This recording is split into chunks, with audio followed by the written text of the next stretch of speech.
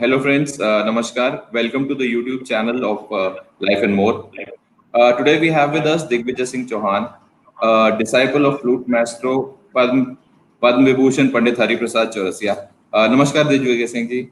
Namaskar. Digvijay has been a resident student at Vrindavan Gurukul in Bhubaneswar.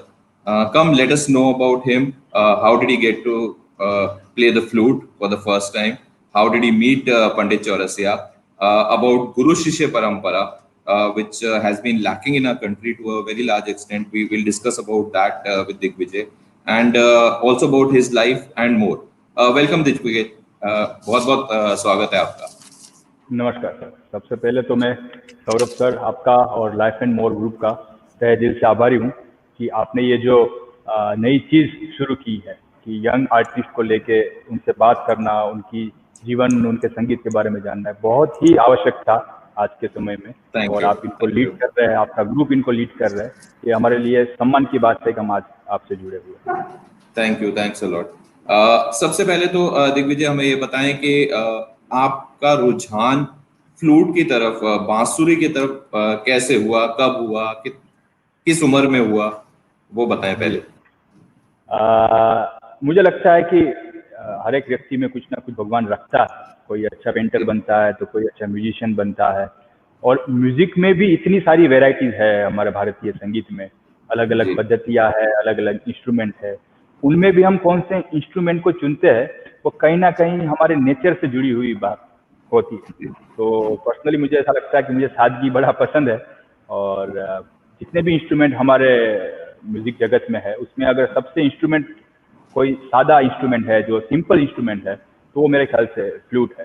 और बचपन से ही इसकी जो ध्वनि है, अक्सर हमारे घर में बांसुरी एक ऐसा वाद्य है कि आपको हमेशा सुनने में आएगा ही. या तो आप शास्त्रीय संगीत में सुनेंगे, या तो आप फिल्म संगीत में सुनेंगे, भजन में सुनेंगे, तो वो साउंड कहीं ना कहीं हमेशा आता रहता था कान में. और लगता था कि ऐसा ही कुछ बजाना है कि जो दिल को अच्छा लगता है. और जब इंस्ट्रूमेंट देखा तो और अच्छा लगा कि एकदम छोटा सा इंस्ट्रूमेंट है, सिंपल है, कोई उसमें ट्यूनिंग करने की जरूरत नहीं, एकदम छोटा सा, कहीं पे भी लेके चले जाओ. तो मैंने कहा मेरे लिए शायद यही सबसे अच्छा इंस्ट्रूमेंट होगा. तो ऐसा ही झुका हुआ मेरा बांसुरी को लेके. ओके, सो किस एज में पहली बार बांसुरी हाथ में पकड़ी और बजाई? जैसे हम लोग बचपन में तो वो नॉर्मली जो मिलती थी और वो बजा लिया करते थे, लेकिन फर्स्ट टाइम कब बजानी शुरू करी, कि क्या एज रही उस टाइम पे आपकी?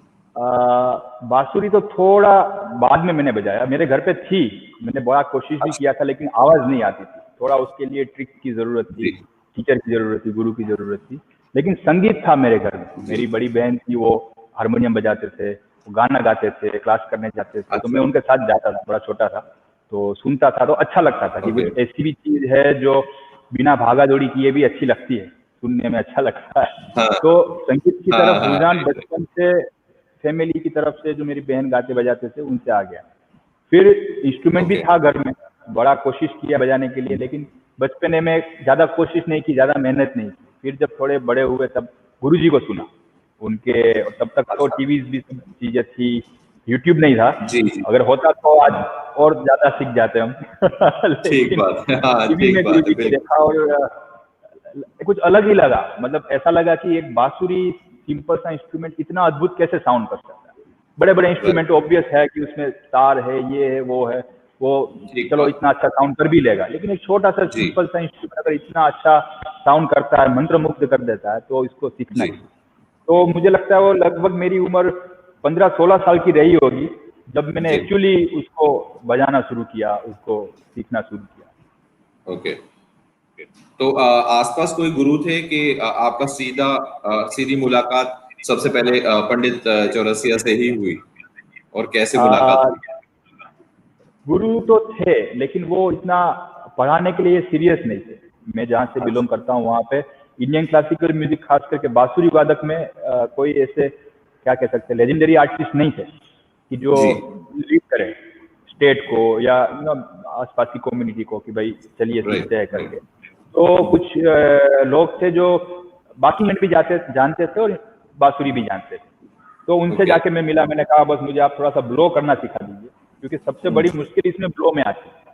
और राइट थोड़ा राइट बहुत राइट। म्यूजिक तो मैं जानता हूँ हारमोनियम के थ्रू और सब चीज़ें से, उनसे मैं बाकी का अपने हिसाब से करता रहूँगा, लेकिन थोड़ा आप मुझे ब्लो करना सिखा दीजिए। तो जी उन्होंने मुझे सिखाया, ब्लो करना सिखाया। तो गुरु तो वैसे सब गुरु होते हैं, वो भी मेरे लिए बहुत आदरणीय है। तो ब्लो करना सिखाया, रखना कैसे हाथ में ये सिखाया। वो कहते हैं ना ओके। कि सबसे डिफिकल्ट चीज़ वही होती है जो सबसे सिंपल होती है। तो जी बिल्कुल बात बिल्कुल सही ये बात थी है, हाँ। कि राइट ये राइट इंस्ट्रूमेंट जितना सिंपल दिखता है, ऑफ कोर्स ये है, लेकिन उनमें कैसे हाथ रखे, कैसे उनको ब्लो ठीक करें कि आपको प्रॉपर राइट। साउंड मिले, उनके लिए आप विश्वास नहीं करेंगे, मुझे 6 महीने लग गए सिर्फ इंस्ट्रूमेंट में से अच्छा। आवाज निकालने के लिए। सरगम तो बहुत हम्म। बाद में आया। बहुत तो चीज ये सब बात। स्ट्रगल हुई, लेकिन उनका फल ये मिला कि ये सब करते करते 1 साल 2 साल 3 साल मैंने मेहनत किया।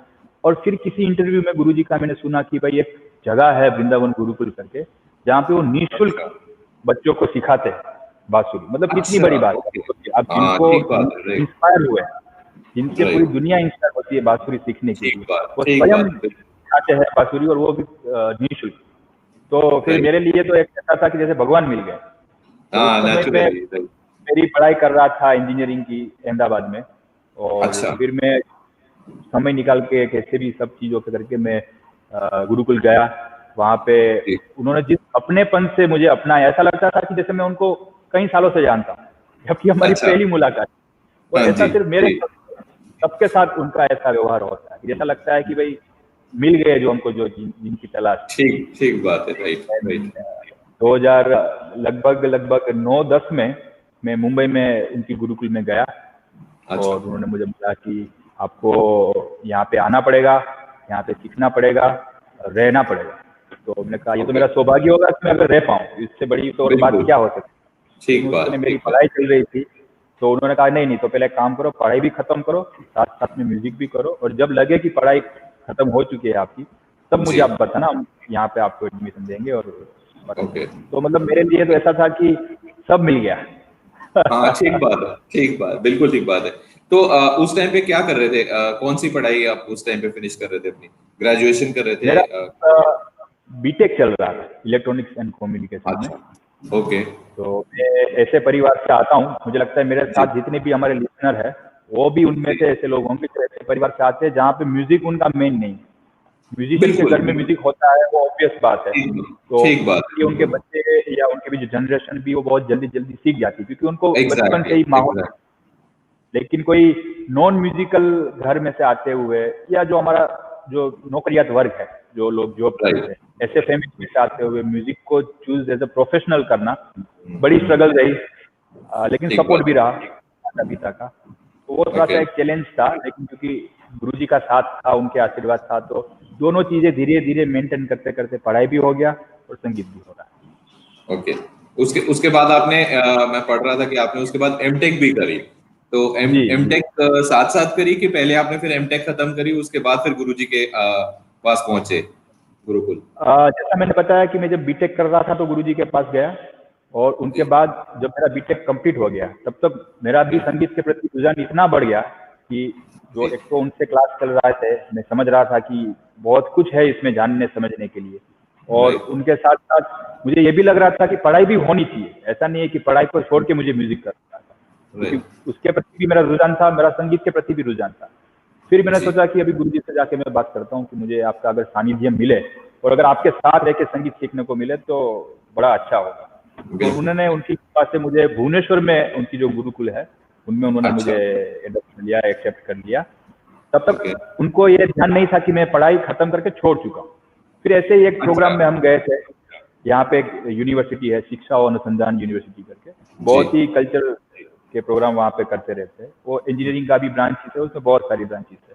वहाँ पे हमारा प्रोग्राम था, परफॉर्म करने के बाद उनके डायरेक्टर से बातचीत हो रही थी, तो ऐसे ही जस्ट मैंने कह दिया कि भाई मैंने भी किया है, अभी म्यूजिक कर रहा हूँ करके। तो वो गुरुजी के कान में याद आ गया कि हाँ ये तो बीटेक कर रहे थे। नेक्स्ट मॉर्निंग उन्होंने उन डायरेक्टर सर को बुलाया और बताया कि ये मेरा बेटा है, आप इनको आगे पढ़ाइए, इनका जितना भी खर्चा होगा वो मैं दूंगा, लेकिन ये म्यूजिक भी करेंगे, एमटेक भी करेंगे। तो मेरे ऊपर एक जवाबदारी आ गई ये बात की, गुरुजी चाहते हैं कि ये बात मैं सिद्ध करूं कि पढ़ाई भी हो सकती है, संगीत भी हो सकता है, म्यूजिक भी साथ में, राइट, बिल्कुल। लोगों को कैसे सकते हैं भाई मुझे तो म्यूजिशियन बनना था, लेकिन माता पिता ने बोला कि नहीं पढ़ाई करो, तो नहीं। नॉर्मल परसेप्शन यही होता है कि हिंदुस्तानी परिवार में, बिल्कुल। लेकिन कहीं ना कहीं मुझे लगता है गुरुजी ये बताना चाहते थे कि ऐसा जरूरी नहीं, आपको पढ़ाई करने के लिए 5 घंटा 7 घंटा बहुत है, इतना कॉलेज होता है, उसके बाद 1-2 घंटा पढ़ लिया बहुत है, बाकी के आपके पास फिर भी 15 घंटा है, उसमें आप आराम से 10 घंटे का प्रैक्टिस करके चीजों को बैलेंस कर सकते हो। तो ऐसे जितने हमारे श्रोता वर्ग है जो ये इसी कश्मकश में है कि भाई पढ़ाई करे या जॉब करे या फिर म्यूजिक सीखे, तो उनको मैं बताना चाहता हूँ कि आप आराम से चीजों को मैनेज कर सकते हैं, बस आपकी श्रद्धा होनी चाहिए जो आप काम करना चाहते हो उसके प्रति। एग्जैक्टली, आपका डेडिकेशन होना चाहिए उसके प्रति। तो गुरुजी की कृपा से इंट्रोडक्शन से एमटेक भी कंप्लीट हो गया और अभी मैं पीएचडी कर रहा हूँ इलेक्ट्रॉनिक्स एंड कम्युनिकेशंस में, along with my music programme and along with my musical learning. Okay, so but you are not working somewhere, आप जॉब नहीं कर रहे हैं, you are a full time musician as of now, right? I am full time musician. और लोग कहते हैं ना कि भाई मेरा एम्बिशन है इंजीनियर बनना, मेरा हॉबी है म्यूजिक, मेरा उल्टा है, मेरा एम्बिशन है म्यूजिक, मेरा हॉबी है इंजीनियरिंग। That's interesting. Okay. हमने आप जैसे बता रहे थे कि गुरु शिष्य परंपरा है और वो गुरुकुल है। हम लोगों के लिए एक गुरुकुल का जो कॉन्सेप्ट है, जो हम लोग सिटी ब्रेड जो लोग हैं, जो शहरों में पले बड़े हैं और जिनको पता नहीं है, तो गुरुकुल का इंप्रेशन हमने वो देखा है जो हमने महाभारत में, रामायण में या कभी कृष्ण अवतार में कहीं पे देखा है कि जो भी भगवान है, कृष्ण है या राम जी हैं, वो गुरुकुल गए और वहां पे पढ़े, राइट? सो वो एटमॉस्फेयर वो एग्जैक्टली होता है जब एक दिग्विजय सिंह जाते हैं गुरुकुल में पंडित चौरसिया के, कि वो गुरुकुल नए तरह का होता है, उसमें मॉडर्न फैसिलिटीज भी होती हैं और एसी भी लगे होते हैं, फ्रिज भी लगे होते हैं। तो क्या क्या डिफरेंस है या क्या सिमिलैरिटीज है, हमारे दर्शकों को ये जरूरी पता होना चाहिए। बिल्कुल बिल्कुल, आपने जो सवाल पूछा है वो बहुत ही अत्यंत आवश्यक है और उनका जवाब देना मेरे लिए क्या कह सकता हूँ कि सौभाग्य की बात होगी कि एक्चुअली ये गुरुकुल कैसा है जी। इनमें पुरानी गुरुकुल परंपरा की आत्मा भी है, जिनमें गुरु अपने आने वाले शिष्यों को अपना फैमिली मेंबर की तरह उनको अपनाता है, उनको व्यक्तिगत ध्यान देता है, उनकी कमजोरियों के ऊपर, उनकी स्ट्रेंथ के ऊपर, उनको क्या पसंद है, उनको कैसा म्यूजिक पसंद है, वो कैसे सीखेंगे, तो सब चीजें एक परिवार की तरह आप गुरु आपको जो है वो एडॉप्ट करता है। बदले में शिष्य की भी ये जवाबदारी होती है कि वो गुरु में पूरी श्रद्धा रखे, गुरु में पूरी आस्था रखे और उसके साथ अपने काम में लग जाए। तो हमारा ये जो वृंदावन गुरुकुल है वो एक जीता जागता गुरु शिष्य परंपरा का, खास करके बांसुरी वादन में उदाहरण है कि भाई गुरुकुल क्या होना चाहिए। पंडित जी ने जब से ये गुरुकुल खोला है तब से वो स्वयं भी अपने घर में नहीं रहते, वो गुरुकुल में ही रहते, इस सोच के साथ कि कोई व्यक्ति अपना घर छोड़ के गुरुकुल में रहता है ताकि वो संगीत सीखे, मुझसे वो हर बात सीखे जो एक कलाकार में होनी चाहिए, तो मैं अपने घर में या मैं अपने परिवार के साथ कैसे रह सकता हूँ। तो ये उनकी कितनी बड़ी सोच है अपने म्यूजिक के प्रति, अपने शिष्यों के प्रति उनका कितना डेडिकेशन है। उनके इतने सारे प्रोग्राम, इतनी सारी व्यस्तता के बावजूद भी वो अपने दोनों गुरुकुल में, भुवनेश्वर गुरुकुल में भी और मुंबई गुरुकुल में, हर महीने 10-10 दिन पढ़ाने के लिए स्पेशली आते हैं। और सिर्फ ऐसा नहीं कि पढ़ाते और चले जाते हैं, वहाँ पे रहते हैं, क्योंकि हमारे लिए खास करके म्यूजिक या किसी भी परफॉर्मिंग आर्ट्स के लिए सिर्फ 2 या 3 घंटे का क्लास ही इनफ नहीं होता। ठीक बात चाहिए कि हम हमारे गुरु के साथ रहे, हर चीज उनसे सीखे, कि वो क्या सोचते हैं, कैसे बोलते हैं, कैसे डील करते हैं, तब जाके वो म्यूजिक आप में धीरे धीरे ग्रो करेगा, कि जो आपकी गुरु में आता है। तो ये वृंदावन गुरुकुल में वो ट्रेडिशनल चीज है, लेकिन साथ साथ में बच्चों को किसी भी प्रकार की कोई खलल ना पहुंचे, इसलिए सभी को अलग अलग कमरे दिए गए। उनमें एसी भी है, उनमें बेड भी दिया गया है, उनको प्रैक्टिस करने के लिए सब चीज दी गई है। प्लस ये 2 एकड़ में फैला हुआ गुरुकुल है, जहाँ पे आपको स्पेशली जिम करने के लिए है, जहाँ पे आपको खेलने कूदने के लिए है। आप पेंटिंग करना चाहते हो तो वो भी है, आप लाइब्रेरी जाना चाहते हो लाइब्रेरी भी है, यहाँ पे आपकी किचन भी है, आप खुद अपना खाना बना सकते हो, क्योंकि गुरुकुल परंपरा है, सब चीज आपको खुद करनी है, साफ सफाई भी करनी है। और सबसे इम्पोर्टेंट बात यह है कि पूरी दुनिया से यहाँ पे लोग आते हैं। तो जब अलग अलग कल्चर के लोगों से आप मिलते हो, उनका म्यूजिक अलग, उनकी भाषा अलग, उनके सोच अलग, तो ये सभी चीजें म्यूजिक में बड़ा इफेक्ट देती है। हमको लगता है म्यूजिक मतलब 2-3 घंटे का क्लास, ऐसा नहीं है। आप क्या सोचते हो, आप कैसे बोलते हो, आप किनके साथ रहते हो, इन सभी से आपका म्यूजिक जो है इन्फ्लुएंस होता है। और ये सभी चीजें निःशुल्क, ये देखने वाली बात है, सबसे बड़ी बात है, सब चीजें निःशुल्क। बहुत सारे म्यूजिशियन है, लेजेंडरी म्यूजिशियन है, जो कि अपनी परंपरा को आगे ले जाने के लिए बच्चों को सिखाते हैं, अपने घर पे लाके सिखाते हैं, यही गुरु शिष्य परंपरा में सिखाते हैं। किंतु इतनी बड़ी जगह पे इतनी रिस्पॉन्सिबिलिटी के साथ और इतने डेडिकेशन के साथ ये काम करना लगभग मुझे लगता नहीं है कि पंडित जी के अलावा और वृंदावन गुरुकुल के अलावा कहीं पे भी होता हो। तो सीखने वाली कोई एक पर्टिकुलर एज होती है? सबसे छोटी उम्र कौन सी होती है जहाँ पे गुरुकुल में एक शिष्य आता है और सीखना शुरू करता है? और कौन सी एज होती है जो मैक्सिमम होती है कि भाई अब आप 50 के हो गए अब नहीं सीख सकते, या आप 70 के हो गए अब नहीं सीख सकते, ऐसा कुछ होता है क्या? एज तो ये जस्ट नंबर, परफॉर्मिंग आर्ट्स में हम बोलते हैं हमेशा एज इज जस्ट नंबर, तो उनसे हमको कोई मतलब ही नहीं है। जो है वो है विल, कि आपका वो सीखने का कितना समर्पण है, वो हमको देखना है।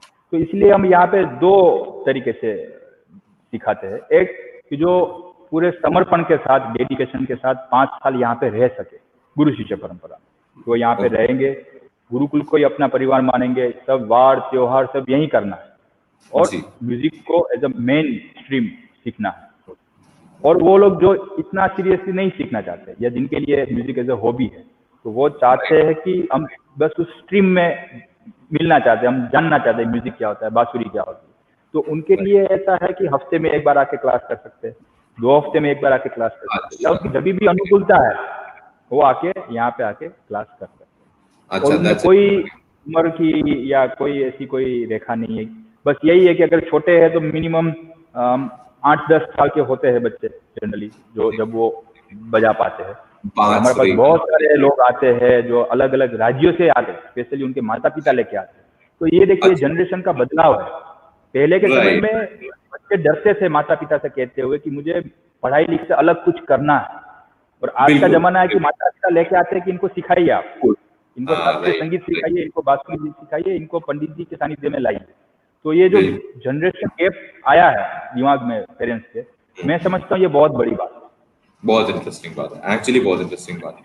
तो हाउ डिफरेंट बेसिकली इज आपका जो जैसे सिखाते हैं गुरुकुल, आप कॉलेज में भी पढ़े हैं, आपने पोस्ट ग्रेजुएशन की है, कॉलेजेस और इंस्टीट्यूशंस जो होते हैं उनमें सीखने में, क्योंकि वो लोग भी बहुत जगह सिखाते हैं, बहुत सारे कॉलेजेस हैं और इंस्टीट्यूशंस हैं, राइट, वो कितना डिफरेंट है परफॉर्मिंग आर्ट्स के लिए in comparison to a gurukul for example?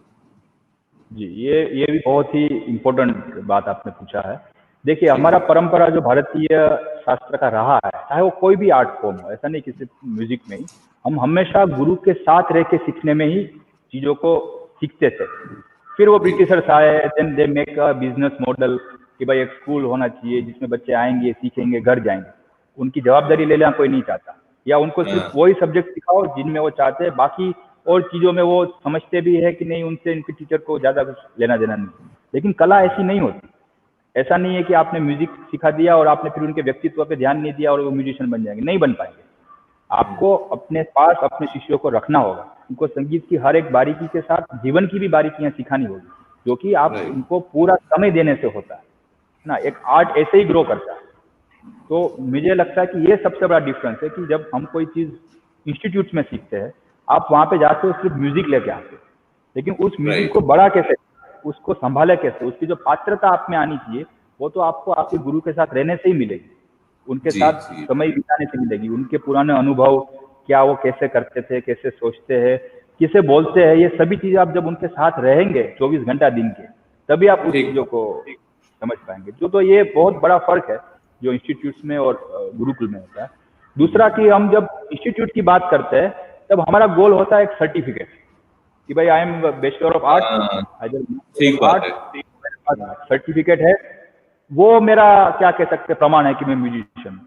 लेकिन आप उसको लेके प्रोग्राम में तो नहीं जाएंगे ना, आप स्टेज पे ठीक तो बात है। सर्टिफिकेट तो नहीं रखेंगे कि देखो ये है, मैं चाहे जैसा बजाओ राइट। लेकिन मेरे पास मार्क्स। वहां पे तो ये सब चीजें नहीं दिखनी, वहां पे सिर्फ ठीक यही बात। दिखेगा कि आप एक्चुअली कितना बजाते हैं।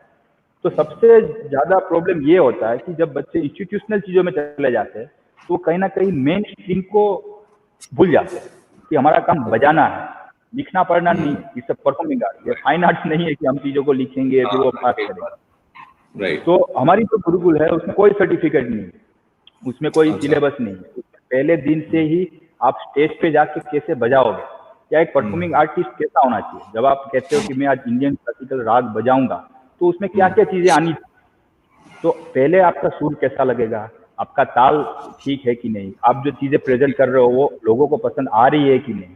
तो पहले दिन से ही हमारा टू द पॉइंट परफॉर्मेंस पे ज्यादा झुकाव रहता है, ना कि कोई डिग्री ना कोई सर्टिफिकेट के ऊपर। ओके। तो मुझे लगता है ये सबसे बड़ा फर्क है। और जो भी व्यक्ति म्यूजिक सीखना चाहता है उनको हमेशा ऐसी संस्थाओं से जुड़ना चाहिए कि जो सर्टिफिकेट से ज्यादा संगीत के ऊपर ध्यान दे, या जो भी है आपकी कला के ऊपर ध्यान दे, गुरु आपके साथ रहे, गुरु आपको मार्गदर्शन करे जीवन के सभी पहलू में। अभी हम तो संगीत की तो बात गुरु जी से करते ही करते हैं, वो तो हमारा मेन काम है, लेकिन हम उनसे वो भी बातें शेयर करते हैं जो शायद हम किसी से ना कर पाए। तो उनके जितना गाइडेंस और हमको कौन दे पाएगा, वो टीचर राइट। प्रोफेसर का तो काम नहीं है, शायद उनके पास इतना समय भी नहीं रहता होगा। तो ये जो परिवार की एक भावना है कि गुरु के सानिध्य में रह के हम अपने आप को सेफ महसूस करते हैं कि मैं चाहे कैसा भी बजाऊं मैं धीरे धीरे अच्छा कर लूंगा उसको। तो ये भावना राइट। सिर्फ गुरु को पॉसिबल मुझे ऐसा लगता है, जो कि स्कूल कॉलेजेस में खास करके परफॉर्मिंग आर्ट्स को लेके पॉसिबल नहीं है। ओके। एक स्टूडेंट जब भी आता है जो सीखना चाहता है गुरुकुल में, तो ऐसा होता है कुछ स्टेज वाइज टेस्ट होते हैं कि सपोज एक स्टेज हुई पहले कि कुछ एक जो गुरुजी से सीखे हुए हैं वो पहले उस जी स्टूडेंट से या जो भी एनरोल करना चाहता है या रहना चाहता है वहां पे, जी पहले वो लोग एक बार उसका टेस्ट लेते हैं, उसके बाद जी फिर पंडित जी से मुलाकात होती है या सीधा पंडित जी से मुलाकात होती है, और क्या क्राइटेरिया रहता है कि ये मेरे को ए से बी तक आना चाहिए तब मैं इसको जी अपने इंस्टीट्यूट में लूंगा या गुरुकुल में लूंगा, और उसके बाद फिर क्या स्टेज, वो थोड़ा सा एक्सप्लेन करें हमें। बिल्कुल बिल्कुल। तो गुरु जी से तो मिलना है ही, क्योंकि उनको गुरुकुल जी में मिलना मतलब गुरुकुल परिवार में उनको आना है, तो गुरु जी से जी। ऑफकोर्स मिलना है। गुरु जी उनको राइट। हो सकता है थोड़ा सुने भी, सुनने का जी। मतलब ये नहीं है कि वो उनकी परीक्षा है, सुनने का मतलब ये है कि हमको ये जानना है कि वो कितना सीखे हैं और हम उनको कहाँ से मदद कर सकते ओके। हैं। और एक ओके। और चीज जो मैं वहाँ पे इंस्टीट्यूट और गुरुकुल के बीच में जो तफावत में एक चीज ऐड करना भूल गया कि यहाँ जी। पे बच्चे सीखते हैं, एट द सेम टाइम वो सिखाते भी है। अच्छा। सिखाने का मतलब ओके। शेयर करने से मेरा ज्यादा है, क्योंकि जी जी म्यूजिक जी। सिखाना is something very exactly. Big thing, हम हाँ इस उम्र में राइट। तो कोई नहीं कर सकता, लेकिन शेयर करते हैं, सही शब्द है शेयर करते हैं। तो उनसे क्या है कि आपकी चीजें और पक्की होती है। हम जब चीजों को पढ़ाते हैं तो हम वो चीजों को फिर से रिकॉल करते हैं कि जो हम सीखे थे, हो सकता है उसमें हाँ हमारी कुछ हाँ। त्रुटि रह गई होगी, तो हम बिल्कुल उसको और बिल्कुल। अच्छे से क्लियर करते हैं। तो ये गुरुकुल परफेक्ट। परंपरा में संभव है कि आप किसी गुरु से राइट। सीख रहे हैं, कोई एकदम नया नया बच्चा आया है, अब उनको पकड़ना सिखाना है, उनको ब्लो करते सिखाना है, उनको सरगम सिखाना है। In exact. चीजों के लिए एग्जैक्ट। गुरु जी को तकलीफ देने की जरूरत नहीं। हम सब लोग हैं जो हम थोड़ा थोड़ा जानते हैं, तो उनको हम बताते हैं, तो उनसे हमारा भी फायदा होता है और उनका भी फायदा। तो बिल्कुल। ये चीज गुरुकुल में ही पॉसिबल है कि बच्चे से हाँ। और आगे चीजों को जाने को लिए मिलता है। ओके। तो हम ऐसे ही जो कोई नया आता है तो उनको हम सिखाते हैं, फिर जब उन ओके। लगता है कि भाई हाँ ये उनमें वो पात्रता आ गई है, देन वो भी गुरु जी का क्लास अटेंड करके सीखते ओके। ओके।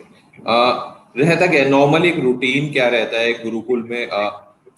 सवेरा कितने बजे शुरू होता है, दिन कब चढ़ता है, और हैं। जी कब आप लोग रात्रि का अपना अंत करते हैं, क्या क्या प्रोग्राम रहता है पूरे दिन? जो सुबह का जो प्रैक्टिस है वो इंडिविजुअल प्रैक्टिस होता है, लगभग लगभग ओके। 5 बजे के आसपास उठ जाते हैं। मैं मेरी जी। बात करूँ तो मैं अपनी जो टेक्निकल प्रैक्टिस है म्यूजिक की, जिससे के ऊपर हम हमारा बांसुरी के ऊपर हम कमांड लाते हैं, तो उसमें लॉन्ग नोट प्रैक्टिस आती है, उसमें हाफ नोट प्रैक्टिस आती है, उसमें राग की प्रैक्टिस आती है, सुबह के राग का उसको विस्तार करना है। इन सब चीज़ों को प्रैक्टिस करते करते फिर 8-10 बज जाते हैं। देन हमारा ब्रेकफास्ट बनाने का टर्न है, मतलब हम सबको एक साथ चीज़ों को बनाना है, साथ में भोजन करना है। गुरु जी भी साथ में रहते हैं 10 बजे हमारे ब्रेकफास्ट करने के लिए, और उनके बाद जो है वो हमको 10 से 1 बजे तक क्लास होता है गुरु जी का। गुरु जी एक साथ सब बच्चों को एक साथ लेके बैठ के वो म्यूजिक पढ़ाते हैं, मतलब वो एक राग लेके बैठते हैं, उस राग में विस्तार करते हैं। उसमें हमारी जो ट्रेडिशन है मैहर घराने की, एक राग को लेना है, उसमें आलाप करना है, उसमें जोड़ करना है, चाला करना है, तबला के साथ कंपोजिशन बजाना है, और उनके साथ साथ सभी को इंडिविजुअल भी बजाना है। तो ये कितनी बड़ी बात है। हम कोई भी फ्लूटिस्ट के लिए एक सपना होता है कि थोड़ा सा मैं अगर गुरु जी को सुना पाऊँ कि ये मैं बजाता हूँ, तो उनके लिए ऐसा लगता है जैसे जन्म सफल हो गया। तो वो चीज को हम यहाँ पे रोज करते हैं कि रोज हम उनको व्यक्तिगत सुनाते हैं कि देखिए गुरु जी हमारा ये इतना प्रोग्रेस हुआ, हम इसमें आगे कहाँ बढ़े, और उनकी एक एक सलाह जो है वो टू द पॉइंट होती है, एग्जैक्टली उसी विषय पे होती है जहाँ पे हमारा जो है रुका हुआ होता है प्रगति। तो ऐसा 3 घंटे का क्लास होता है। देन हम फिर से साथ में लंच करते हैं, देन थोड़ा सा रेस्ट करने के बाद शाम को 1 घंटा सिर्फ गुरु जी के सानिध्य में बैठ के उनकी जीवन की बातें सुनते हैं। जैसे कि हम कभी पूछते गुरु जी आप फिल्म म्यूजिक में संगीत देते थे, है ना, अभी आपने वो छोड़ दिया, तो आपने क्यों छोड़ दिया उसको? तो फिर वो अपने अपने विचार रखेंगे। फिर शायद पंडित जी ही एक ऐसे मुझे लगता है कि म्यूजिशियन है हिंदुस्तानी क्लासिकल म्यूजिक के, जिन्होंने सभी म्यूजिशियन के साथ एकम्प्लीमेंट किया।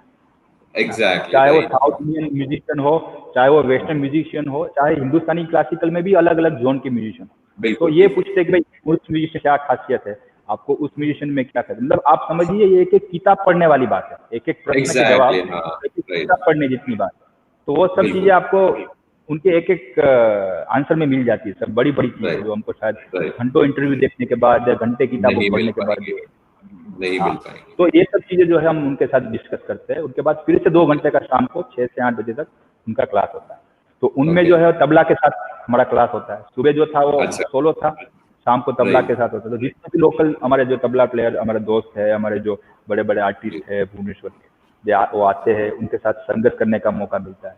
आजकल तो सबसे बड़ा प्रश्न ही ये है म्यूजिशियंस के लिए कि जब वो प्रैक्टिस करने के लिए बैठे तो संगत के यहाँ से लाएंगे। चलो आप में डेडिकेशन है कि आप बैठ जाएंगे, लेकिन जो ठीक बात है वो तो कानपुरा वाला तो चाहिए। तो ये सब गुरुकुल में ऐसे ही अवेलेबल है। तो लोग आ जाते हैं गुरु जी के साथ, हमको एकम्प्लीमेंट करते हैं, और फिर हम तबला के साथ हमने हमारे परफॉर्मेंस को कैसे बेहतर बनना है उस चीजों पे हम काम करते हैं, कंपोजिशन पर। और उसके बाद फिर शाम को फिर से खाना बनाते हैं, सब साथ में खाना खाते हैं और उनकी बातें सुनते सुनते सो जाते हैं। ओके सो ये जो कोविड-19 वाला पीरियड रहा पिछले 6-7 महीने, उस पीरियड में जैसे आप बोल रहे थे कि जो तबले वादक आ जाते थे और आप लोग उनके साथ संगत करते थे, तो ये लोग गुरुकुल में तो रहते नहीं है, राइट? जी जी है ना? तो उस पीरियड में क्या होता था? जूम पे क्लासेस होती थी, जूम पे संगत करा जाता था। क्लासेस तो होता है, मतलब गुरुजी से हमारा क्लासेस होता है, हमारा जो भी विचार होता है वो हम उनके साथ साझा करते रहते हैं। लेकिन वो हम सब जानते हैं कि ऑनलाइन क्लासेस इतने इफेक्टिव नहीं है कि जितना कि फिजिकल क्लासेस होते हैं। तो उसके लिए थोड़ा सा टेक्नोलॉजी का हम उपयोग करते हैं। आजकल ऐसी बहुत सारी एप्लीकेशन है जो खासकर हम जब एकम्प्लीमेंट की बात करते हैं तो जो तबला के लिए है, तानपुरे के लिए है, तो उनका हम वहाँ पे सहारा ले सकते हैं। एट द सेम टाइम अभी हम जो परफॉर्मिंग आर्ट जिसकी हम बात कर रहे हैं वहाँ पे हमको सुन के सीखने की आदत होती है। ऐसा नहीं कि हमको किताब में लिख के दो, हम देन उसको पढ़ के हम बजाएंगे या हम सीखेंगे, ऐसा हमारे परफॉर्मिंग आर्ट में नहीं होता। तो हमको पहले से ही ट्रेन किया जाता है कि आप कैसे सुन के सीखो। तो सुनने के लिए तो आप जानते हैं कि कोई मटेरियल की कमी ही नहीं है। आप चाहे यूट्यूब ले लीजिए या कोई भी प्लेटफॉर्म ले लीजिए डिजिटल, इतने सारे रिकॉर्डिंग है इतने कलाकारों के कि इंसान में से ही बहुत सारी चीजें सुन के सीख सकता है। तो मेरा जो पर्सनल फेज रहा ये 2-3 महीनों में, मैंने तो इस समय का बहुत अच्छे से यूज किया, क्योंकि अब तक मैं जो सीखता था वो 1-to-1 ज्यादा सीखता था, ज्यादा समय नहीं मिलता था कि मैं परफॉर्मेंस में से भी मैं सीखूं। तो अभी मेरे पास जब समय था, मैंने सब पुराने वीडियो, सभी पुराने ऑडियोज निकाले और उसमें से मैंने सीखने की कोशिश किया। तो वो एक मुझे अलग ही फेज लगा, क्योंकि हम जब बजाते हैं तब हमारा एक क्या कह सकते हैं परसेप्शन जो होता है म्यूजिक को लेके वो अलग होता है। जब सिखाते हैं तब हम अलग तरीके से उसको बजाते हैं। तो वो जो चेंज मेरे को सुनने को लिए मिला वो बड़ा ही फायदेमंद हुआ। तो मैं ये कहूंगा कि ऑफकोर्स ये अफेक्ट तो किया है, नो डाउटली सबको किया है, लेकिन उसमें से भी संभावना हमको ढूंढ लेनी चाहिए कि इसमें से हम क्या कर सकते हैं। पॉजिटिव्स निकाल लिए उसी में से। राइट। जी जी बहुत बहुत सारे दिग्विजय ऐसे म्यूजिक फेस्टिवल्स हमारी कंट्री में होते हैं जिससे लोगों को, मतलब आप लोग पार्टिसिपेट करते हैं, पंडित जी तो ऑब्वियसली करते ही आए हैं वर्षों से। डू यू एक्चुअली थिंक कि जो ये म्यूजिक फेस्टिवल्स होते हैं they are helpful in any way to get music closer to people? मैं ये कहना चाह रहा हूँ कि उन लोगों तक पहुंचाने में ये म्यूजिक फेस्टिवल्स कहीं ना कहीं अपना एक रोल निभा पाते हैं या निभाते हैं, ऐसा बिल्कुल है? बिल्कुल। अब देखिए, हम अभी जो बात कर रहे थे ना कि स्पेशली क्लासिकल म्यूजिक की बात कर रहा हूँ मैं। फिल्म जी जी शोज और वो सब बहुत होते हैं, क्लासिकल की बात स्पेशली। जी जी जी जी। तो ऐसा है, अभी बड़े बड़े अगर मैं प्रोग्राम के नाम लूँ, जैसे संकट मोचन होता है, जैन जी सप्तक का होता है, जैन जी हमारा पुणे में भी बहुत सारे प्रोग्राम्स होते हैं, सवाई गांधर्व के प्रोग्राम होते हैं, उनमें आप जी ऑडियंस देखिए हजारों में होता है, जी 20-30 हजार 30,000 लोग उसमें आते हैं। वो जरूरी नहीं कि वो सब म्यूजिशियन है और सुनने के लिए आए, वो दे आर द लेमैन, वो सामान्य लोग हैं और राइट जो म्यूजिक को पसंद करते हैं। तो ये जो एक कॉन्सेप्ट हमने बना लिया है कि भाई क्लासिकल म्यूजिक को लोग पसंद कम करते हैं, आजकल कौन क्लासिकल सुनता है वगैरह वगैरह, ऐसा नहीं है। उल्टा तो मुझे जी लगता है कि लोग बड़े हैं, पहले के कंपैरिजन में बहुत ज्यादा लोग बड़े हैं, और उनके लिए जवाबदार जो आर्टिस्ट है उनमें से मैं सोचता हूँ कि गुरुजी जैसे लोग हैं। पहले जी ऐसा होता था कि क्लासिकल म्यूजिशियंस बहुत अच्छा गाना बजाना करते थे, लेकिन वो अपने अपने लिए करते थे, ऑडियंस की शायद ही कोई परवाह करता था, है ना। राइट फिर राइट उसके बाद जो एक जनरेशन आई क्लासिकल म्यूजिशियन की, जो अभी हम जिस जनरेशन के ब्लेसिंग्स में हम सब लोग अभी जी रहे हैं, हम सब लोग अपना म्यूजिक एक्वायर कर रहे हैं, उन्होंने इस बात को समझा कि चलो क्लासिकल म्यूजिक की अपनी गंभीरता है, जो है सीरियसनेस है, लेकिन हम हमारी ये जवाबदारी है कि हम कैसे सामान्य लोगों को भी इसके तरफ अट्रैक्ट करें। तो राइट इन इन लोगों ने इनके लिए बड़ी मेहनत किया, बड़ा रिसर्च किया, बड़े अलग अलग लोगों के साथ बजाया, गाना बजाना किया, और फिर आज संगीत को उस मुकाम पे ले आया है कि क्लासिकल म्यूजिक के प्रोग्राम में भी 70-70 हजार लोग आते हैं सुनने के लिए। बिल्कुल और इसी से मैं समझता हूँ कि लोग और बढ़ रहे हैं, प्रेरणा ले रहे हैं कि हमको भी क्लासिकल म्यूजिशियन बनना है, हमको भी बांसुरी सीखना है, हमको भी सितार सीखना है, हमको भी तबला सीखना है। तो ये राइट चीजें बहुत फायदेमंद है। और उनके साथ साथ मैं ये भी कहना चाहता हूँ कि वृंदावन गुरुकुल इसी प्रयास के बढ़ाने के लिए हर साल वृंदावन महोत्सव करके प्रोग्राम करती है, जिनमें अच्छा जो गुरु जी जैसे जो महान महान कलाकार है, पंडित शिव कुमार शर्मा जी है, जी जितने भी जो सब पंडित बिरजू महाराज जी है, उन सबको फ्री ऑफ कॉस्ट प्रोग्राम यहाँ पे ऑर्गेनाइज करते हैं। जो भुवनेश्वर में जो भी लोग है या ओडिशा से पूरे आके उनको जी देखते हैं, हजारों में संख्या होती है। और हमारा नेचुरली हाँ यही तात्पर्य होता है कि हम कैसे क्लासिकल म्यूजिशियन का रीच जो है वो बड़ा करें। बड़ा तो होता है। और ये एक देखने वाली बात है कि इन सब चीजों का संयोजन कार्यक्रम सब बच्चे ही करते हैं गुरुकुल पे। अच्छा तो ओके ये कितनी बड़ी बात है। आप हाँ पंडित राइट शिव कुमार शर्मा जी से मिल रहे हैं, आप पंडित बिरजू बिल्कुल महाराज जी से मिल रहे हैं, आप ठीक राशिद बात खान साहब से मिल रहे हैं, उनको पूछ रहे हैं कि सर आपको स्टेज पे मैं क्या ला के दूं, आप कहाँ रहेंगे, आप कैसे जाएंगे, ये सब आप व्यक्तिगत उनसे मिल रहे कर रहे हाँ हैं, बहुत क्योंकि बड़ी बात बड़ी की तरफ से आप उनका वेलकम कर रहे हैं। तो ये गुरुकुल में रह के ही मुमकिन है। आप चाहे राइट किसी इंस्टीट्यूट पढ़िए, वो इंस्टीट्यूट चाहे कितने भी बड़े आर्टिस्ट को बुलाए, शायद ही आपको नहीं पर्सनली मिलने को मिले तो मिले, शायद एक फोटो नहीं खींच जाए तो बड़ी बात है। ठीक बात है बिल्कुल यहाँ पे बिल्कुल नहीं तो होगा। आर्टिस्ट को संपर्क करने से लेके उनको रिसीव करना है, उनको होटल में छोड़ना है, उनको प्रोग्राम देखना है, उनकी साउंड रिक्वायरमेंट समझनी है, उनकी पर्सनल नीड समझनी है। तो बहुत कितनी सारी चीजें अच्छी चीज़ है कि जो आपको ठीक एज बात अ गुरुकुल के डिसाइपल आपको ये सब करने को मिल रहा है। तो ये ठीक बहुत ठीक बड़ा बात फर्क होता है जब हम गुरुकुल में या किसी बड़े गुरु के सानिध्य में सीखते हैं, और उनका भी अपना अपनापन हो जाता है कि भाई ये तो हमारे पंडित जी के स्टूडेंट ठीक है, बात तो ठीक हमारे बात घर के बहुत जैसे लोग हैं, तो उनका प्यार, उनके आशीर्वाद हमको मिलते हैं। तो बहुत ऐसे तो मैं समझता नहीं कि मैं इन सब चीज़ों के लिए कभी लायक हूँ, क्योंकि वो बहुत बड़ी बात है। खास करके जो इंडियन जी क्लासिकल म्यूजिक सीखते हैं, उनके लिए एक एक म्यूजिशियन एक एक देवता जैसे है, उनके बिल्कुल दर्शन ठीक हो जाए बात तो बड़ी बात बहुत बड़ी बात है। है बिल्कुल सही कह रहे हैं आप बिल्कुल यहाँ सही कह पे रहे रह के गुरु जी के आशीर्वाद से इन सब लोगों से मिलना होता है, उनसे सीखना होता है, जो मैं समझता हूँ कि 2-3 जन्मों का पुण्य है कि उसकी हैं जी वजह से ये सब नहीं चीजें नहीं बिल्कुल संभव I agree I completely agree I completely agree. एक चीज और देखिए दिग्विजय, मैंने कई जगह, मतलब हम लोग तो टीवी पे ही वो चीजें देख पाते हैं, फ्लूट्स जो होती हैं आपकी बांसुरी होती हैं वो अलग अलग जी साइजेस में होती हैं, जैसे आपके हाथ में है ये, अब ये काफी बड़ी साइज की है ना, इतना जी एक्सपेंस है उसका, और कुछ एक छोटी होती हैं, तो इनके बजाने में और इनके उसमें क्या कुछ कुछ फर्क होता है क्या? क्या रीजन है अभी ये देखिए, छोटी और बड़ी? जो म्यूजिक में थोड़ा सा भी रुचि रखते हैं या जिन्होंने कुछ किया है वो समझते होंगे कि संगीत में स्केल होता है जिसको हम जी बोलते हैं स्वर। सारे गामा राइट पद नहीं सा वाला स्वर नहीं, लेकिन जिस रेफरेंस फ्रीक्वेंसी से हम हमारी सरगम शुरू करते हैं उनको हम बोलते ओके हैं हमारा स्केल। हम अक्सर लोगों को ओके सुनते हैं बोलते हैं कि भाई मेरा स्केल ई है या मेरा स्केल डी है ना। जी जी तो जी जी अलग अलग स्केल के हिसाब से बांसुरी की साइज जो है वो अलग अलग होती है। जैसे ये थोड़ा सा छोटा है, अच्छा ये थोड़ा ओ सा बड़ा है। ओके और ओके जितना हम स्केल को हाई करते जाते हैं, पिच को जितना हाई करते जाते हैं, उतना बांसुरी की हम्म, साइज जो है हमारी छोटी होती जाती है। अच्छा वो छोटी होती जाती है हाँ, और जितना हम बेस में अच्छा जाते हैं, जब हमारा जो रेफरेंस है उतना जिसका हम बेस पे चले जाएंगे उतना हमारा जो बांसुरी का जो साइज है वो बड़ा होता जाता है। तो इसमें अच्छा नोट करने वाली बात यह है कि बांसुरी ही एकमात्र ऐसा वाद्य है हमारे दुनिया में कि जो संगीत के हर फॉर्म में यूज होता है।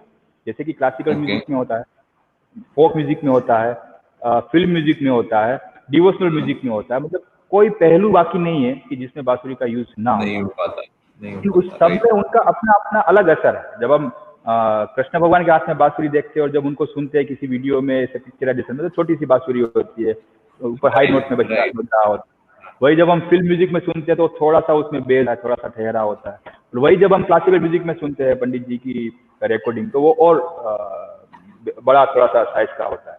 तो क्योंकि क्लासिकल म्यूजिक में हमको घंटों बजाना है, तो इसके लिए हमको फ्रीक्वेंसी जो थोड़ी बेस की चाहिए। अगर हाई अच्छा फ्रीक्वेंसी होगी तो लंबे समय तक बजा नहीं पाएंगे, ना ही श्रोता लोग सुन पाएंगे उसको, है ना। ठीक बात है तो हाँ अलग अलग साइज की बांसुरी के साथ उनकी अलग अलग एक टेम्परामेंट भी बन जाती है। छोटी बांसुरी कोई बजाएगा लगेगा हाँ भाई ये अच्छा कोई फोक ट्यून में बजा रहे होंगे, थोड़ी सी बजी होगी तो कोई भजन में बजा रहा होगा, और थोड़ी सी और बड़ी होगी तो भाई ये कोई क्लासिकल ओके बजा रहा होगा। ओके तो उनका स्केल प्लस उनका टेम्परामेंट के हिसाब से अलग अलग साइज है, लेकिन बजाने की विधि सब में लगभग लगभग एक ही जैसी बचाने की विधि सेम है आप कह रहे हैं एक एग्जांपल दे सकते हैं दो तीन अलग अलग साइजेस का जैसे है। बिल्कुल, मेरे पास देखिए दो है। एक ये हमारा जो स्टैंडर्ड ई स्केल जिसको हम बोलते हैं, सफेद तीन ई का स्केल ये scale है। ओके हाँ, okay E, A B C D E. E इनके लिए हम यूज करते हैं कि जब हम कोई क्लासिकल राग बजाना चाहते हैं, क्योंकि जी इनकी जो फ्रीक्वेंसी है वो काफी बेस में है, तो इसमें जो क्लासिकल म्यूजिक की जो गंभीरता आनी चाहिए वो ये देती है। ओके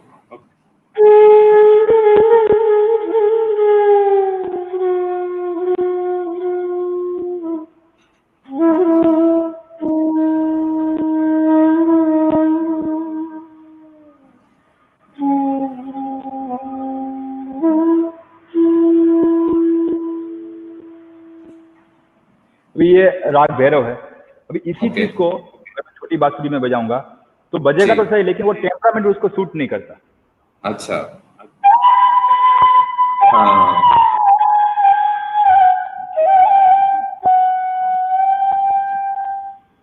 बज जाएगा, लेकिन राइट उसको राइट क्या ज्यादा सूट करेगा अगर हम ये बजाएंगे।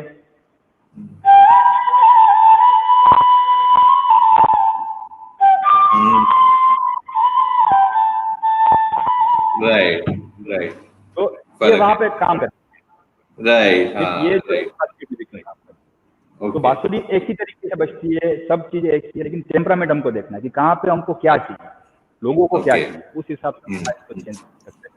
अच्छा एक एक बात छोटी सी और जानना चाहता हूँ जो अभी आपने बोला तो मुझे एकदम से स्ट्राइक किया ये स्केल्स जो होते हैं जब हमारा म्यूजिक जो है क्लासिकल म्यूजिक है और हाँ, जिसे हम बोलते हैं भारतीय शास्त्रीय संगीत तो करेक्ट। उसमें स्केल्स को किसी और तरह से भी बोला जाता है जैसे आप बोल रहे थे ई होता है सी होता है ऐसे होता है हाँ ये हाँ, एक टेक्निकल लैंग्वेज है जो कि ग्लोबली शायद नोन है बट अगर जी जी। क्लासिकल होता है तो वो कुछ और बोला जाता है ऐसा कुछ होता है क्या उनको हम हमारी सामान्य भाषा में स्वर बोलते हैं। जैसे कि जी अगर कोई इंस्ट्रूमेंट बजा रहा है तो हम उनको बोलते हैं भाई आपका कौन से स्वर में है। जी आप फिर वो बताएंगे कि सफेद दो में है या सफेद तीन में है। लेकिन एक्चुअली जब हम बोलते हैं कि सफेद दो या सफेद, हम हारमोनियम का एक सहारा ले रहे हैं। हारमोनियम की हम अच्छा पिच देखते हैं ना, उसमें ओके व्हाइट कीज सफेद होती है, हाँ ब्लैक कीज राइट होती राइट है। तो हम उसके सहारे से हम बात करते हैं। पहले तो ओके ये सब चीजें थी ही नहीं। इंडियन क्लासिकल म्यूजिक राइट तो बहुत पुरानी चीज है, ये हारमोनियम जी वायलिन तो ये सब बहुत बाद में आए। तो तब तो ठीक बात ऐसा था कि आपका सा जो है वो आपका स्केल, उसी हिसाब है से तान राइट पूरा मैच होगा, उसी हिसाब से गाना बजाना होगा। आप ई में हो, हाँ एफ में हो, राइट जी में हो, नोबडी केयर। कोई फर्क नहीं पड़ता हाँ राइट हाँ, राइट लेकिन जब फिर थोड़ा टेक्नोलॉजी आया, फिर लोगों ने एक रेफरेंस फ्रीक्वेंसी डिसाइड किया, भाई 440 हर्ट्ज जो है रेफरेंस होना चाहिए, जिसको हम ए हाँ बोलते हैं राइट हमारे म्यूजिक में। ओके उसके accordingly B C D E F G बनाया, देन वेस्टर्न इंस्ट्रूमेंट बने। अब फिर हम उनके रेफरेंस में से बोलने लगे कि भाई व्हाइट 6 या ब्लैक 1 ब्लैक 2 ये सब चीजें, लेकिन दो वो वेस्टर्न चीज ही है। हमारे में तो पहले पंडित जी उस्ताद जी आते थे स्टेज पे जाके, ये मेरा सा है, उसी में तानपुरा ट्यून करो, उसी में से शुरू हो जाए, अपने से चला दो। हाँ राइट, ठीक बात है, एग्जैक्टली। और हमारे इंस्ट्रूमेंट भी ऐसे है कि जो वातावरण के हिसाब से बदलते हैं। अभी जैसे बांसुरी, ये ई स्केल तो है, लेकिन ये अगर मैं धूप में रहूंगा, थोड़ा गर्मी में रहूंगा, तो वो स्टैंडर्ड ई से थोड़ा सा चढ़ जाएगा, मतलब थोड़ा सा फ्रीक्वेंसी हाई उसका हो जाएगा। जैसे ही जब वो ठंडी में होगा या थोड़ा सा ठंड हवा लगेगी उसको, तो वो ओरिजिनल अपने जो क्या 440 से थोड़ा सा नीचे आ जाएगा। तो इसलिए हम तो कभी वो स्टैंडर्ड पकड़ के इतना ज्यादा चलते नहीं, एक्सेप्ट कि आपको रिकॉर्डिंग करना है या आप किसी ऐसे इंस्ट्रूमेंट के साथ बजा रहे हो कि जो हमेशा 440 रहता है, जैसे कि पियानो हो गया या जैसे गिटार हो गया। और जब आप किसी का कॉन्सर्ट सुनते हैं तो जरूरी नहीं कि वो एकदम वो 440 को ही सामान के चले, वो अपने इंस्ट्रूमेंट के हिसाब से, अपने कंफर्ट के हिसाब से उसको फाइन ट्यून करते हैं। जी ओके ओके। अच्छा, एक बात और बताइए कि अभी आप बात कर रहे थे ये जो टेक्निकलिटीज होती हैं, जैसे आप प्रोफेशनली मतलब बेसिकली आपने पढ़ा है, आप कम्युनिकेशन सिस्टम इंजीनियर है, राइट? जी। तो आपका जो पढ़ाई है, how does it help in your playing a flute for example? कहीं मददगार या कहीं कहीं सहायक साबित होता है? देखिए, कुछ लोग हैं जो पढ़ लिख के उनको इंस्ट्रूमेंट में या अपनी टेक्नोलॉजी में यूज करना चाहते हैं। जैसे कि आप अगर इलेक्ट्रॉनिक्स में है, आप साउंड के बारे में जानते हैं, साउंड इंजीनियरिंग के बारे में जानते हैं, देन आप सोचेंगे कि भाई कौन सा माइक्रोफोन में लाऊं कि जिससे कि अच्छे से अच्छा डायरेक्टिविटी हो, बेस्ट साउंड लोगों को मिले, या मैं अपने इंस्ट्रूमेंट में क्या फर्क करूं। हम अब देखते हैं आजकल के सभी इंस्ट्रूमेंट में वो जैक लगाते हैं, संतूर में भी आ गया है, बहुत पहले से आ गया था, तो वो भी लोग एक्सपेरिमेंट करते हैं। तो जब तक इंस्ट्रूमेंट की बात है तो वो हिम्मत तो मैं कभी करूंगा नहीं, वो संभव नहीं है, क्योंकि ये भगवान का बनाया हुआ इंस्ट्रूमेंट है। जो भी चेंजेस करना था वो भगवान ने खुद कर दिया है, और कोई चेंज करने के लिए जरूरत नहीं, ना ही इसको एम्पलीफाई करने की जरूरत है, ना ही इसमें जैक लगाने की जरूरत है, ना ही इसको और कुछ करने की जरूरत है।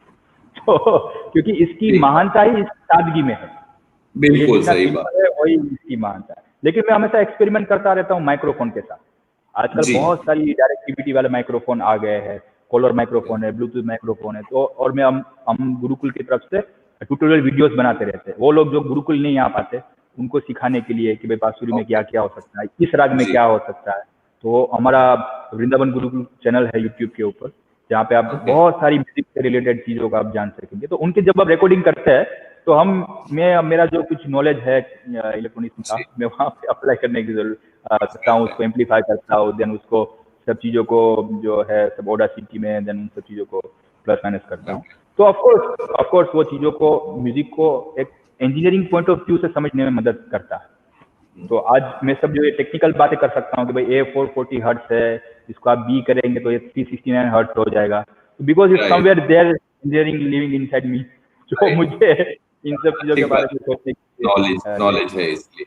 ओके, तो मुझे लगता है कि पढ़ाई के साथ म्यूजिक होने से आप बाकी लोगों को इस चीजों को उनकी भाषा में समझा सकते हो।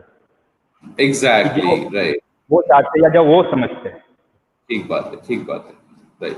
अच्छा, कोई एक मैसेज जो एस्पायरिंग फ्लॉटिस्ट हैं बेसिकली, जो सीखना चाहते हैं, उनके लिए कोई मैसेज आपकी तरफ से? आप पंडित जी के सानिध्य में इतने वर्षों से हैं, उनका एक कोई मैसेज जो आपके शब्दों में निकल रहा है, उनकी थॉट? जी जी जी, देखिए, वो हमेशा यही कहते हैं कि संगीत तो धीरे धीरे आ जाएगा, आप जिनसे भी सीखेंगे संगीत तो धीरे धीरे जाएगा, क्योंकि आपकी लगन है, मेहनत है।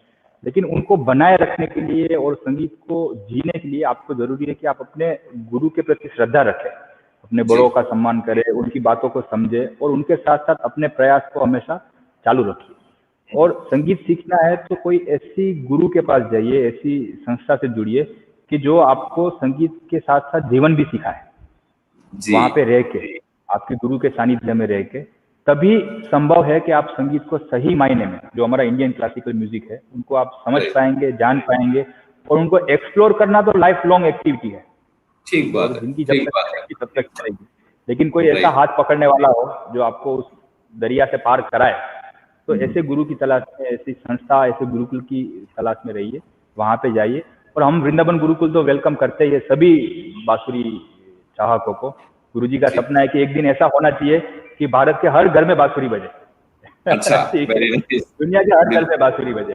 तो उनके लिए तो वो 24 घंटा तत्पर है ही। हमारा भी कर्तव्य है उनका सपना पूरा करने के लिए। तो हम भी अपना म्यूजिक हमेशा शेयर करते रहते हैं कि जरूरी नहीं है कि आपको म्यूजिशियन बनना है तभी बांसुरी सीखे, उसके अलावा भी आप बांसुरी को सीख सकते हैं। तो मेरा यही मैसेज है सभी बांसुरी प्लेयर्स के लिए कि अच्छे गुरु के पास जाइए, उनमें श्रद्धा रखिए, उनमें विश्वास रखिए और अपनी प्रैक्टिस को बढ़ाते रहिए। चलने से पहले एक कोई बहुत अच्छा कोई भजन कुछ हमारे श्रोताओं के लिए प्लीज, बहुत अच्छा लगेगा अगर आप बिल्कुल बिल्कुल बिल्कुल बिल्कुल। मेरा एक फेवरेट भजन है, क्योंकि वो जी कहीं ना कहीं उसी जगह से रिलेट करता है जहाँ से मैं आता हूँ, तो वो मैं जी, आपको सुनाता हूँ। Please please.